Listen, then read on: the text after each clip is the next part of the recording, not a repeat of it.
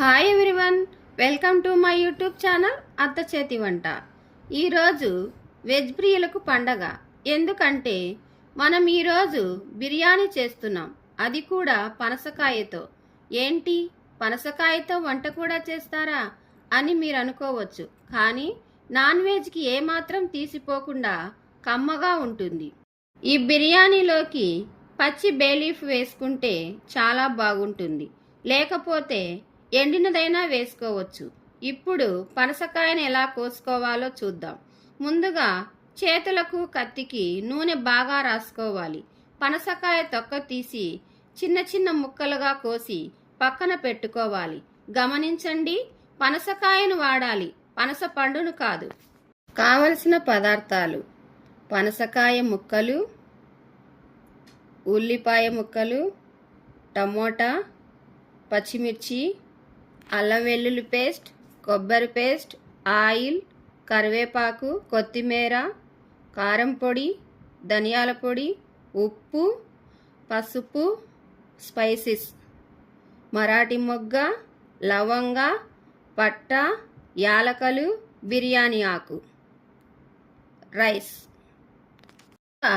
పనస ముక్కల్లోకి సరిపడా ఉప్పు, 1/2 టీ స్పూన్ పసుపు, 2 టీ స్పూన్ అల్లం వెల్లుల్లి పేస్టు, 2 టీ స్పూన్ కొబ్బరి పేస్టు, 2 టీ స్పూన్ కారం పొడి, 2 టీ స్పూన్ ధనియాల పొడి, గుప్పెడు కరివేపాకు రెమ్మలను వేసుకొని మ్యారినేషన్ చేసుకొని 20 నిమిషాలు పక్కన పెట్టుకోవాలి.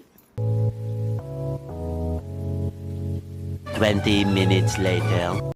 స్టవ్ మీద బాండీ పెట్టి కొద్దిగా నూనె వేసి మ్యారినేట్ చేసిన పనస ముక్కలను వేసి బాగా కలిపి మూత పెట్టుకోవాలి.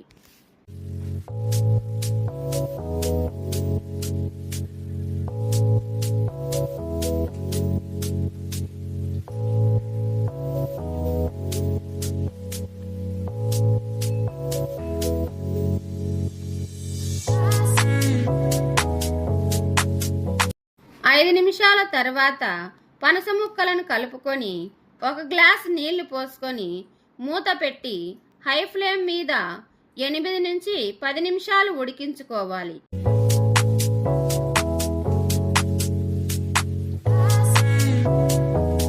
పది నిమిషాల తర్వాత మూత తీసి బాగా ఉడికిన పనస ముక్కలను కలుపుకొని స్టవ్ కట్టేయండి.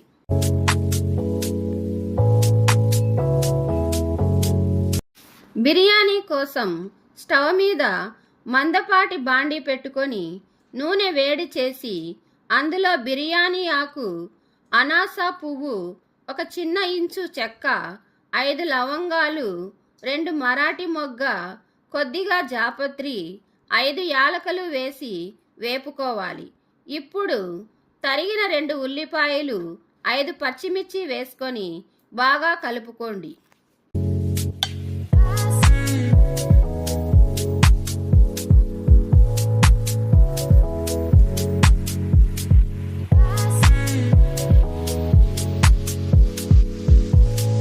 ఇప్పుడు 2 తరిగిన టమోటా పండ్లను వేసి బాగా వేపుకోవాలి.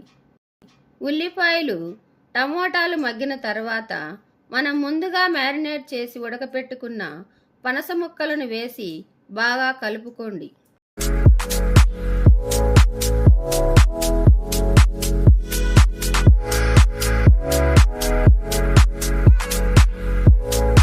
ఇప్పుడు 1 గ్లాస్ బాస్మతి రైస్కు 1.5 గ్లాస్ చొప్పున వేడి నీళ్లు పోసుకోండి.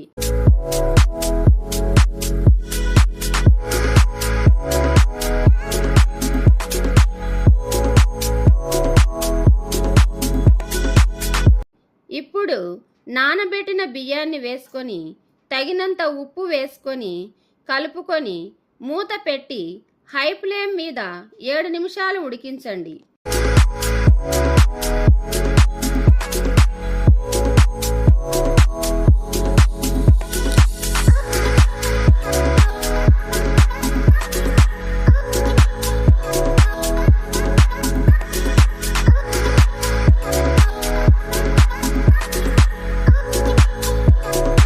ఏడు నిమిషాల తర్వాత మూత తీసి 1 స్పూన్ నెయ్యి, half teaspoon biryani essence వేసుకొని గుప్పెడు కొత్తిమీర రెమ్మలను వేసుకొని మూత పెట్టి సిమ్లో 7 నిమిషాలు పెట్టి వదిలేయండి.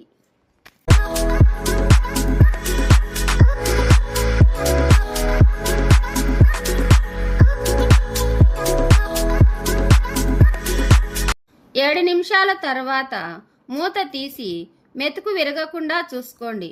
చూశారుగా బిర్యానీ ఎంత పొడి పొడిగా ఉందో. ఈ బిర్యానీ చాలా రుచిగా ఉంటుంది. మీరు కూడా ఖచ్చితంగా ట్రై చేసి కామెంట్లో తెలపండి. గుర్తుంచుకోండి, పనస బిర్యానీ నాన్ వెజ్కి ఏమాత్రం తీసిపోదు. పనసకాయ వల్ల చాలా హెల్త్ బెనిఫిట్స్ ఉన్నాయండోయ్. ఈ వీడియో మీకు నచ్చినట్లయితే లైక్ చేయండి, షేర్ చేయండి.